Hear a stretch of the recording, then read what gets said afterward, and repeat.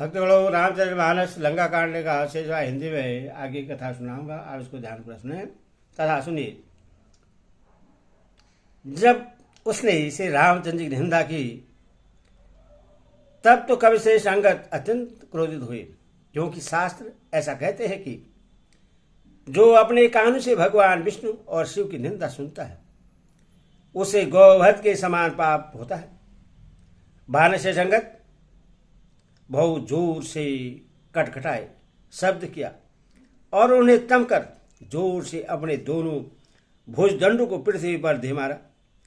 पृथ्वी हिलने लगी, जिससे बैठे हुए सभासद गिर पड़े और भैरवी पवन भूत से ग्रस्त होकर भाग चले। रावण गिरते गिरते संभल कर उठा। उसने अत्यंत सुंदर मुकुट पृथ्वी पर गिर पड़े। उसके अत्यंत सुंदर मुकुट पृथ्वी पर गिर पड़े। कुछ तो उसने उठाकर अपने सिर पर सुधार कर रख दिया और कुछ अंगद ने उठाकर प्रभु श्री रामचंद्र जी के पास फेंक दिए। मुकुटों को आते देख कर बानर भागे। सोचने लगे, विधाता, क्या दिन में ही उल्का बात होने लगा, तारे टूट कर गिरने लगे, अथवा क्या रावण ने क्रोध करके 4 वज्र चलाए हैं जो बड़े धाय के साथ वेग से आ रहे हैं। प्रभु ने उनसे हंसकर कहा, मन में डरो नहीं, ये न उल्का है, न वज्र है और न केतु या राहु ही है। अरे भाई, ये तो रावण के मुकुट हैं जो बाली पुत्र अंगद के फेंके हुए आ रहे हैं।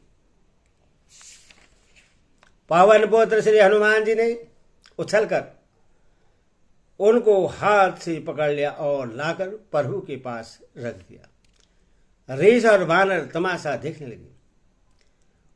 उनका प्रकाश सूर्य के समान था। वहां सभा में क्रोधयुक्त रावण सबसे क्रोधित होकर कहने लगा कि बंदर को पकड़ लो और पकड़कर मार डालो। अंगद यह सुनकर मुस्कुराने लगे। रावण फिर बोला, इससे मारकर सब योद्धा तुरंत दौड़ो और जहां कहीं रीछ बानरों को पाओ वहीं खा डालो। पृथ्वी को बंदरों से रहित कर दो और जाकर दोनों तपस्वी भाइयों राम लक्ष्मण को जीते जी पकड़ लो। रावण के ये को भरे वचन सुनकर तब युवराज अंगद क्रोधित होकर बोले, तुझे गाल बजाते लाज नहीं आती? अरे निर्दय, अरे कुल नाशक, गला काट कर आत्महत्या करके मर जा। मेरा बल देखकर भी क्या तेरी छाती नहीं फटती? अरे स्त्री के चोर, अरे कुमार्ग पर चलने वाले, अरे दुष्ट, पाप की राशि, मंदबुद्धि और कामी, तो सन्निपात में क्या दुर्वचन बक रहा है? अरे दुष्ट राक्षस, तो काल के बस हो गया है। इसका फल तो तू आगे बानर और भालू के चपेटे लगने पर पावेगा। राम मनुष्य हैं, ऐसा वचन बोलते ही अरे अभिमानी, तेरी जीभें नहीं गिर पड़ती? इसमें संदेह नहीं कि तेरी जीभें अकेले नहीं वरम सिरों के साथ रणभूमि में गिरेंगी।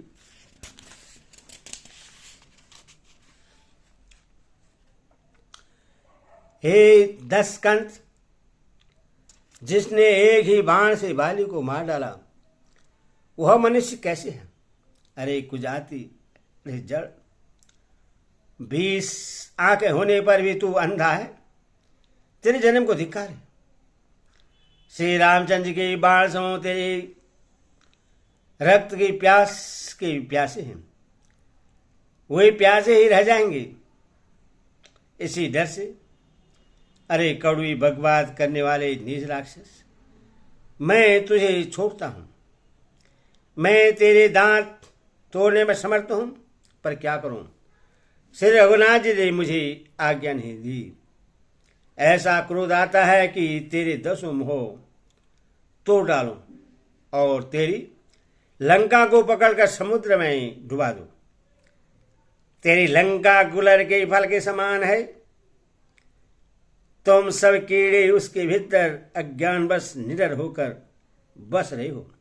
मैं बंदर हूं, मुझे इस फल को खाते क्या देर थी, पर उदार कृपालु श्री राम जी ने वैसी आज्ञा नहीं दी।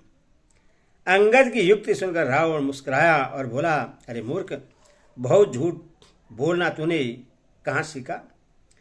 बाली ने तो कभी ऐसा गाल नहीं मारा।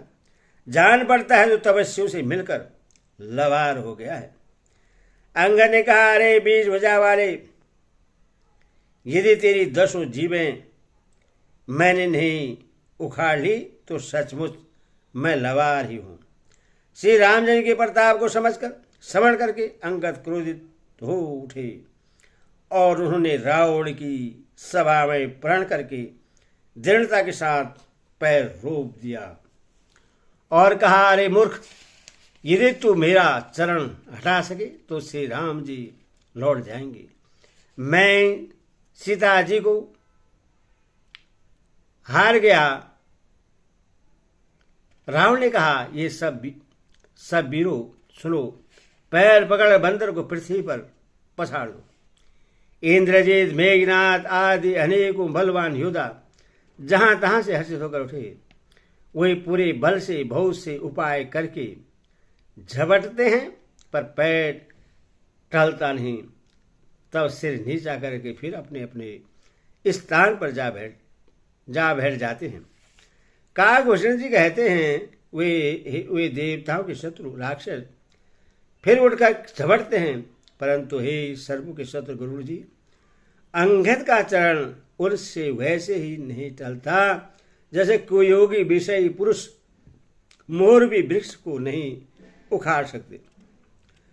करोड़ों वीर योद्धा जो बल में मेघनाथ के समान थे हर्षित होकर उठे और बार बार झपटते हैं, वह बानर का चरण नहीं उठता। तब लज्जा के मारे सिर नवाकर बैठ जाते हैं। जैसे करोड़ों विघ्न आने पर भी संत का मन नीति को नहीं छोड़ता, वैसे बानर अंगद का चरण पृथ्वी को नहीं छोड़ता। यह देखकर शत्रु रावण का मद दूर हो गया। अंगद का बल देखकर सब हृदय में हार गए। तब अंगद के ललकारने पर रावण स्वयं उठा। जब वह अंगद का चरण पकड़ने लगा, तब बाली कुमार अंगद ने कहा, मेरा चरण पकड़ने से तेरा बचाव नहीं होगा। अरे मूर्ख, तू जाकर श्री राम जी के चरण क्यों नहीं पकड़ता? यह सुनकर वह मन में बहुत ही सब कुछ आकर लौट गया। उसकी सारी शरीर जाती रही। वह ऐसा तेजहीन हो गया जैसे मध्या में चंद्रमा दिखाई देता है। वह सिर नीचा करके सिंहासन पर जा बैठा, मानो सारी संपत्ति गवाकर बैठा हो। श्री रामचंद्र जी जगत भर की आत्मा और प्राणों के स्वामी हैं। उनसे विमुख रहने वाला शांति कैसे पा सकता है? शिवजी कहते हैं, हे उमा, जिन श्री रामचंद्र जी के भूर्विलास भोगे सारे से विश्व उत्पन्न होता है और फिर नाश को प्राप्त होता है, जो तृण को वज्र और वज्र को तृण बना देते हैं, अत्यंत निर्बल को महान परबल और महान परबल को अत्यंत निर्बल कर देते हैं, उनके दूत का प्रण कहो कैसे टल सकता है? फिर अंगद ने अनेक प्रकार से नीति कही, पर रावण ने नहीं माना, क्योंकि उसका काल निकट आ गया था।